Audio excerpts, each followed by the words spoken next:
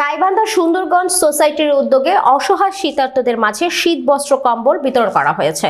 বিশ্ববিদ্যালয়ের শিক্ষার্থীদের সংগঠন সুন্দরগঞ্জ সোসাইটির আয়োজনে শনিবার সুন্দরগঞ্জ ডিট রাইটার সরকারি ডিগ্রি কলেজ হলরুমে শীত বস্ত্র বিতরণ পূর্ব এক আলোচনা সভা অনুষ্ঠিত হয়।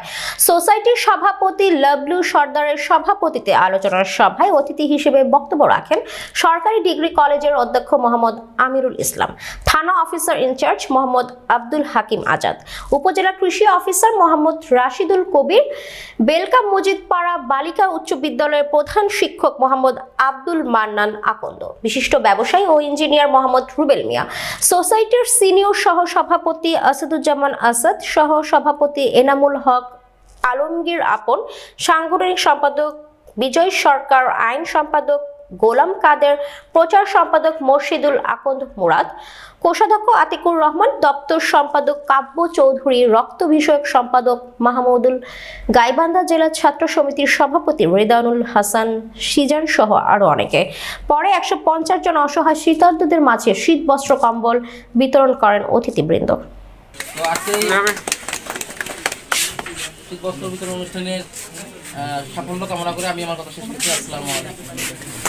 তো আমাদের নিজস্ব অর্থায়নে আজকে আমাদের এই প্রোগ্রামটা, আমরা বাইরে ওইভাবে কারো কাছে যাই নাই। এবং সুন্দরগঞ্জ সোসাইটি মানুষের যেগুলো দুস্থ মানুষ আছে তাদের উপস্থিত হয়েছে।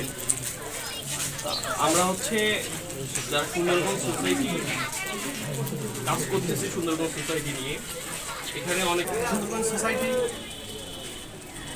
দীর্ঘদিন হয়ে চালু হওয়ার এদের উদ্দেশ্য এবং এদের যে কার্যকলাপ ফেসবুকে আমি লক্ষ্য করছি এবং এরা সুন্দরগঞ্জ সোসাইটি করার পর থেকে আমার সাথে জন্য পেয়ে যাও। আসলে এখন আমাদের বেশিরভাগ মানুষ আপনাদের সবাই নিজেকে নিয়ে ব্যস্ত।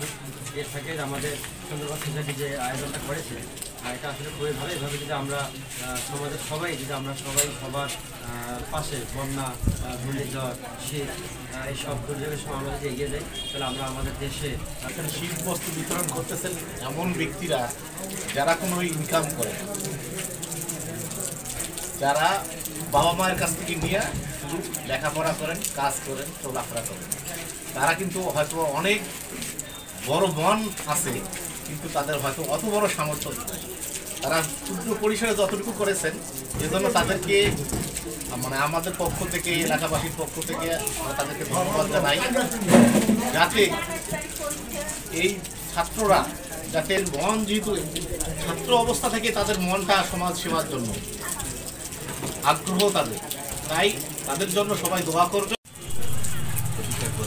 দেশ শুধু না, বিদেশেও আপনাদের সুনাম ছড়িয়ে পড়বে। এর জন্য দুটো কাজ করবে, একটা হচ্ছে শিক্ষা আর একটা হচ্ছে শপথ। অনুষ্ঠের একটা কথা উনি বলছিলেন যে আমি তো ব্যাংক করলাম, কিন্তু ব্যাংক করে আইন জানি না। আমি